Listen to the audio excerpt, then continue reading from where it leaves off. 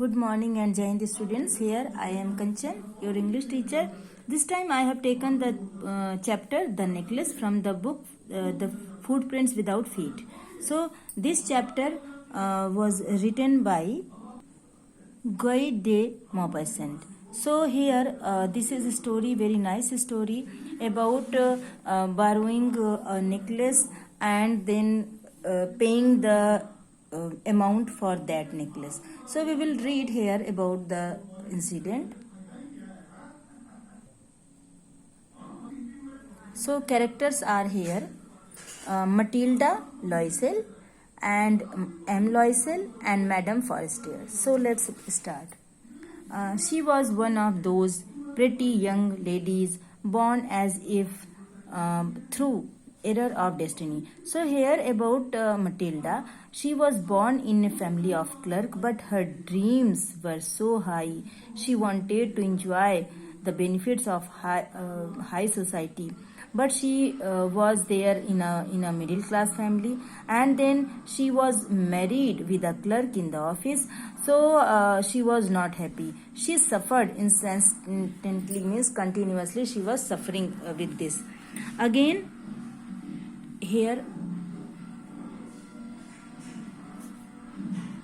she wanted to enjoy rich person's life, rich lady's life.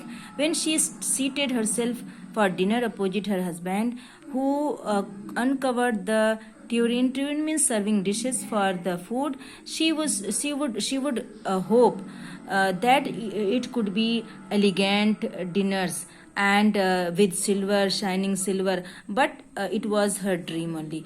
She had a rich friend, a schoolmate also, and whose name was Madame Forestier. And one evening her husband returned elated, bearing in his hand a large envelope. So her husband always wanted to keep her happy. Here he said, तो in her hand there was an envelope, उसके हाथ में एक envelope था, and she showed Matilda that here is invitation for us. Then instead of being delighted, she was not happy, because she said, what I will supposed to wear, and I don't have dress. So her husband said, oh my dearie, I thought it would make you happy, but if you are saying that you don't have a dress, then I will see that. Then she looked at him, and she said that, what do you suppose I have to wear to such a thing at that? Then her husband was just shocked, and why the dress you wear when we go to the theater? It seems pretty. But he was silent at that time. Then again she was upset. Then he asked, what is the matter? What is the matter?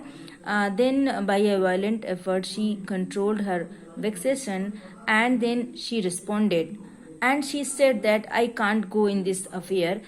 Give your card to someone else, and I don't have things to wear. Then let's see Matilda, how much would a suitable costume cost? And he wanted to arrange a dress for her. Now she reflected for some seconds, then thinking of the sum she could ask for without bringing with it an immediate refusal. Then she told in hesitation that I can't tell exactly, but it seems to me that 400 francs will be there needed. Very well, I will give you. Her husband said that I will give you. On the day of the ball approached, and Ma'am Loisel seemed sad, disturbed, anxious again. Then again he asked, what is the matter? Then she responded, I am vexed not to have a jewel. I don't have a jewel. Then he replied, you can wear some natural flowers in this season. They look very chic, means very pretty. So she was not convinced. No, I will not wear that. Then her husband cried out, how stupid we are. Go and find your friend, Ma'am Forestier, there, and she will help you. She uttered a cry of joy. It's true. Then she just thought that I will go to my friend and ask for jewelry.